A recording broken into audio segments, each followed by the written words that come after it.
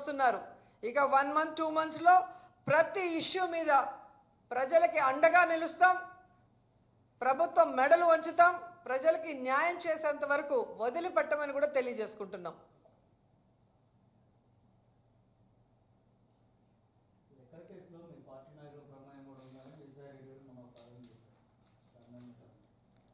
అన్న నేను ఒకటే చెప్పగలన్నా, మద్యం ప్రభుత్వం అమ్మితే స్కామా, ప్రైవేట్ వాళ్ళు అమ్మితే స్కామా చెప్పండి.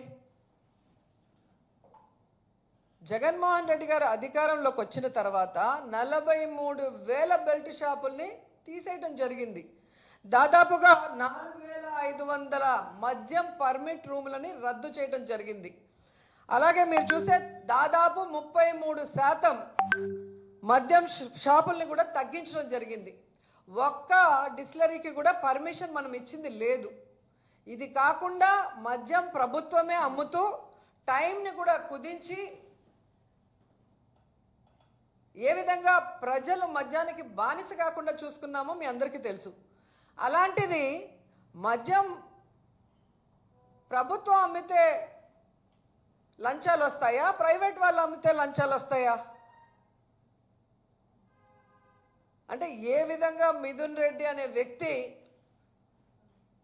ఈరోజు లోక్సభలో ఫ్లోర్ లీడర్గా ఉండి తెలుగుదేశం కూటమి ప్రభుత్వం చేస్తున్న తప్పుల్ని, దోపిడిని ఎత్తి చూపిస్తున్నారు కాబట్టి అతన్ని రౌండప్ చేసి ఇతన్ని అరెస్ట్ చేసి భయపెట్టాలి అని ఒక కుట్ర పన్ని ఏ విధంగా దొంగ సాక్ష్యాల్ని వాటి అనుగుణంగా తీసుకొచ్చి ఈరోజు విచారణ పేరుతో మీరు హ్యూమిలేట్ చేయడం నిజం కాదా అని అడుగుతున్నాను.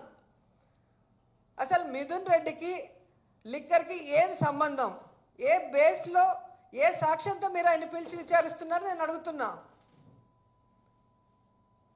గత ప్రభుత్వంలో అంతకుముందు చంద్రబాబు నాయుడు గారు అధికారంలో ఉన్నప్పుడు విచ్చలవిడిగా ఎలా డిస్టిలరీస్కి పర్మిషన్స్ ఇచ్చారు, ఏ విధంగా మద్యంలో వీళ్ళు దోచుకున్నారో వాటి మీద కేసు వేయటం జరిగింది సాక్ష్యాధారాలతో. మరి దాన్ని ఇప్పుడు ముందుకు తీసుకెళ్ళండి. దీంతో పాటు దాన్ని కూడా ముందుకు తీసుకెళ్తే మీరు స్కామ్ చేశారా, మేము స్కామ్ చేశామనేది తెలిసిపోతుంది. జగన్మోహన్ రెడ్డి గారు స్కీములు మాత్రమే చేశారు, ప్రజలకు అవసరమైన బటన్లు నొక్కారు. ఒక బటన్ నొక్కితే రాష్ట్రంలో ఉన్న పేదవాళ్ళందరి అకౌంట్లకు పోయి డబ్బులు పడింది. దాంట్లో ఎవరికి లంచం రాదు, దాంట్లో అవినీతి జరిగే అవకాశం ఉండదు. కానీ చంద్రబాబు నాయుడు ఇచ్చిన హామీలు ఏవి బటన్లు నొక్కకుండా కేవలం రాజధాని పేరుతో 1,00,000 కోట్ల పైగా దాంట్లో పెట్టి ఈరోజు దోచుకునే కార్యక్రమంతో ఏ విధంగా జ్యుడిషియల్ ప్రివ్యూ రద్దు చేసి, రివర్స్ టెండరింగ్ రద్దు చేసి, మొబిలైజేషన్ ఫండ్తో ముందుకు వెళ్తున్నాడో చిన్నపిల్లోడిని అడిగినా కూడా చెప్పే పరిస్థితి ఉంది. కాబట్టి ఈరోజు ఎవరో ఏదో చెప్పేస్తే జనాలు నమ్మే పరిస్థితి లేదు. ఈ ప్రభుత్వం వచ్చాక దాదాపుగా 9% అమ్మకాలు పెరిగాయి. మళ్ళా పొట్టగొడుగుల్లాగా ఏ విధంగా బెల్ట్ షాపులు పుట్టుకొచ్చాయి. స్కూల్ లేదు, గుడి లేదు, రెసిడెన్షియల్ ఏరియా లేదు, విచ్చల విడిగా ఎక్కడ పెడితే అక్కడ బెల్ట్ షాపులు పెట్టి తాగిన వాళ్ళు ఆడవాళ్ళని ఏ విధంగా రేపులు చేస్తూ, వాళ్ళ మీద దాడులు చేస్తూ, ఈ మధ్యలోనే ఎంతమంది మీద కత్తి దాడులు జరిగాయి మనమే చూసాం. ఎన్ని గృహంలో పిల్లల మీద దాడులు జరిగాయి మనం చూసాం. నిన్న నగిరిలో, విజయపురంలో ఎస్సీ కాలనీలో దూరి పాపము జనాల్ని కొట్టారు తాగేసి వాళ్ళు. కేసు పెడితే టీడీపీ వాళ్ళది షాపు కాబట్టి వాళ్ళని లోపల కూర్చోబెట్టుకొని మా వాళ్ళని బయట పెడతారు. ఇదే జరుగుతుంది. ఎక్కడ లిక్కర్ షాపులు ఇచ్చారో అక్కడ మొత్తం బెల్ట్ షాపులు, పర్మిట్ రూములు ఇచ్చి ఆడవాళ్ళు అటు ఇటు నడవలేని పరిస్థితి.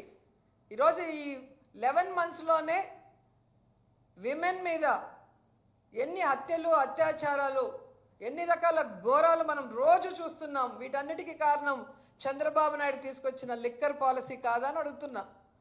జగన్మోహన్ రెడ్డి గారి ఆడవాళ్ల తాళులు కాపాడే విధంగా, వాళ్ళ ఇంట్లో మగవాళ్ళ ఆరోగ్యాన్ని మెరుగుపరుస్తూ వాళ్ళ ఆర్థిక పరిస్థితి మెరుగుపరిచే విధంగా ఆయన ఎంతో గొప్పగా ఆలోచించి చేస్తే వాటిని ఎత్తేసి మళ్ళీ మేము లిక్కర్ స్కామ్ చేశామని మా లీడర్ల మీద కేసులు పెట్టి, దొంగ కేసులు ఈరోజు విచారణ పేరుతో మీరు నీతిమాలిన రాజకీయాలు చేస్తుంటే మేము తప్పు చేయలేదు కాబట్టి మేము న్యాయం పరంగా పోరాటం చేస్తాము, కడిగిన ముచ్చల్లాగా బయటకు వస్తామని కూడా ఈ సందర్భంగా తెలియజేసుకుంటున్నాం.